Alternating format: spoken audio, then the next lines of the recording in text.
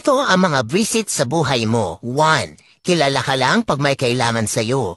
2. Kaibigan ka pag may pera ka. 3. Kahit nabigyan mo na, madamot ka pa rin.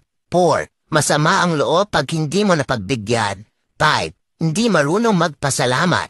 6. Inggitero o inggitera. 7. Nagtatago kapag siya meron. 8. Hindi natutuwa kapag kumaangat ka. 9. Mabait sa'yo pag may hinihingi na pabor. 10. Kaibigan ka daw pero inilalaglag ka. 11. Nag-e-imbento ng kwento sa ibang taong kausap para mapagtakpan ang masamang ugali niya. Kaya lagi mong tatandaan na ang pagiging mabuting tao ay hindi basehan sa kung ano ang natapos mo o anong relihiyon mo. Nakikita ito kung papaano mo itrato ang iyong kapwa-tao. Pero minsan kailangan mo magbago dahil hindi lahat ng tao na sa paligid mo deserve ang kabutihan mo.